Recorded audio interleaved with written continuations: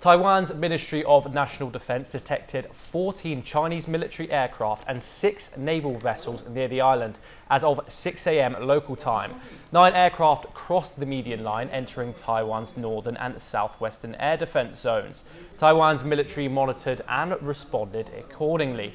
US President Donald Trump and Japanese Prime Minister Shigeru Ishiba condemned China's actions, warning against attempts to alter the East China Sea status quo by force. The leaders reaffirmed the importance of peace in the Taiwan Strait, calling its security vital for global stability. Ishiba met Trump in Washington from February the 6th to February the 8th for their first in-person summit. In regard to this, we are going to our reporter live, Aditya Wadwan. Aditya, what can you tell us about these current tensions in the South China Sea? Obviously, several Chinese vessels have time and again entered the South China Sea. This is a very routine thing. The People's Liberation Army continuously from time to time sends its aircraft, thereby violating the sovereignty of Taiwan.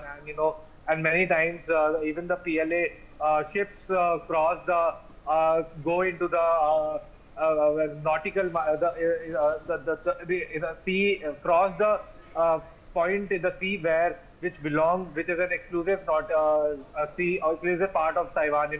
This has been quite some time. This has been a bone of contention between China and Taiwan, because China considers Taiwan as its own part, and and it is not backing down from its stance. That from time and again, United States of America has provided support to Taiwan by giving it requisite military infrastructure to defend itself from any Chinese threat, be it from air or sea. So now it needs to be seen till when the China continues to do so, because Donald Trump has taken over as the president of the United States of America, and it was during the last time when Trump was the president of the United States previously.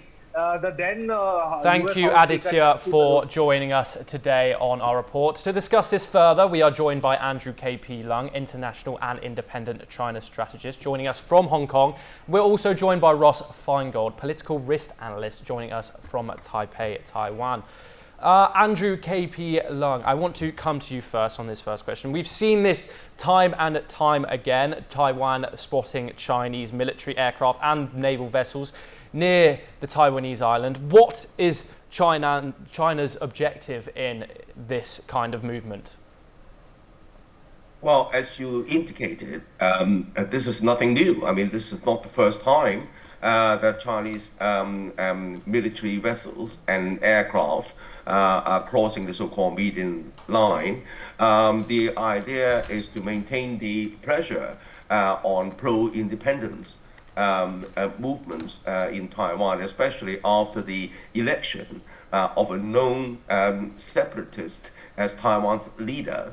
And of course, Taiwan is not recognized as a nation by the United Nations. And under the One China policy, the United States also recognizes the One China policy. But of course, under the Taiwan Relations Act, the United States is empowered to fortify Taiwan against any military incursion.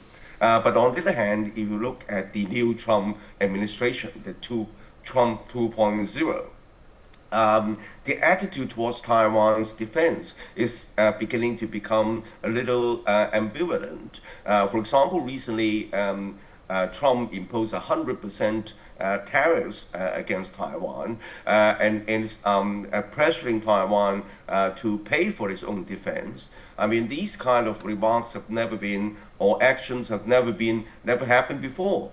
Against also the fact that even before his inaugural, the first leader, or the only world leader Trump spoke to before his inaugural was President Xi Jinping.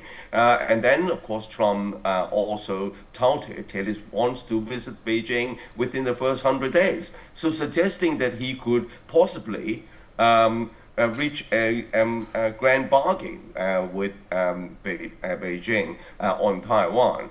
But I think that this hides a complete misunderstanding in the West of Beijing's intentions. Beijing's intentions are never putting military sort of coercion as the first priority.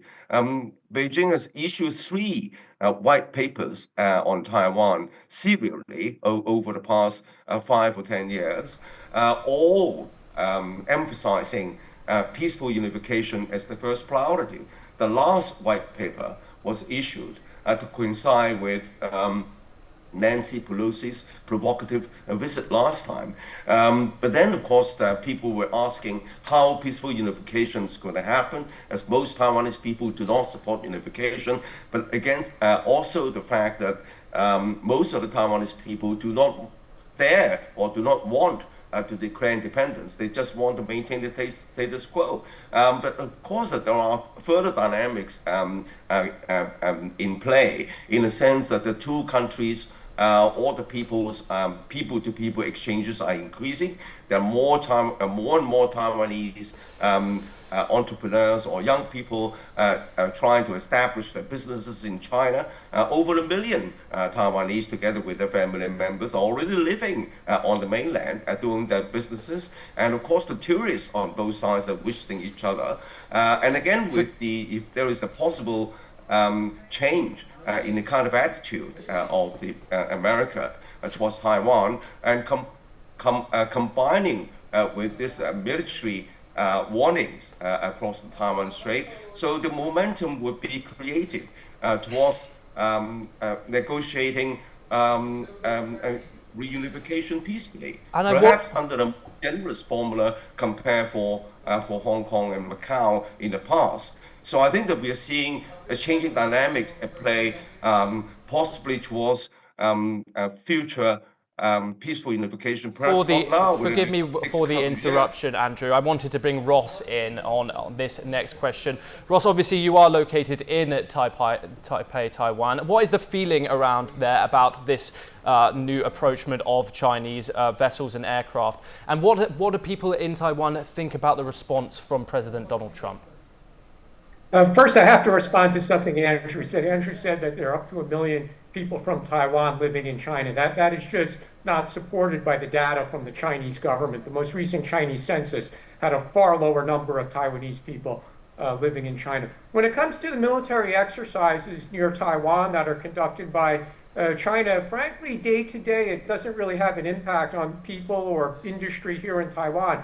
People are very used to this. It's something that China does with varying intensity almost every single day. So on a daily basis, it doesn't really affect people here in Taiwan. Of course, when there are larger exercises, people might pay attention to that, but not really day to day. However, it does put an enormous amount of pressure on Taiwan's military because, as you indicated, Taiwan military does respond every day to China's incursion. So that means Taiwan has to put its own aircraft in the air, put its own ships out to sea. That costs a lot of money. It puts a lot of wear and tear on the equipment. And of course, it's a tremendous pressure for the people in Taiwan's military. When it comes to Donald Trump, the Taiwan government hopes to maintain a good relationship. They hope that Trump does not impose high tariffs on Taiwan, but frankly, that's probably going to happen. So industry and the government here in Taiwan are going to have to prepare, and they're going to do something similar to other countries. They're going to say, we'll buy more U.S. agricultural products,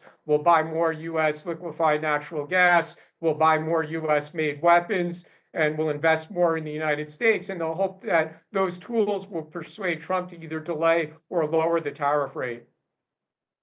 Ross, I also just wanted to ask, the Taiwanese forces have said that they have responded appropriately. What is an appropriate response in Taiwan for something like this? Yeah, that's a great question. Usually it just means monitoring the Chinese aircraft or the Chinese ships. Taiwan can never hope to match the number of aircraft or naval vessels or frequently Coast Guard or maritime militia vessels that China has. All Taiwan could do is send up its own aircraft, put its own ships out to sea, and monitor what the Chinese are up to. But that's really the limit of what Taiwan's appropriate response could be. Andrew, one final thought from you. What can you see for the future for this conflict, and what kind of response will President Trump play in the role in these rising tensions? Andrew KP Lung. Well, I think that President Trump recently also insinuated that he again spoke to President Xi, even though there was no response on the Chinese side to confirm or deny this remarks, suggesting that it's quite possible that he could visit Beijing in a not too distant future. And definitely Taiwan is one of the issues to be discussed. I think that if there's some kind of understanding on Taiwan, I think that the momentum which I referred to earlier would pick up space. And not that it's going to happen with, as I said, with the next couple of years, but I think that the two places, the two peoples are increasingly interacting with one another. After all, they belong to the same culture, the same civilization, the same language, and of course that there is an interrelationship, increasing interrelationship between the two economies. And the Taiwan economy, of course, depends on the mainland economy to a significant extent. And of course, if you look around,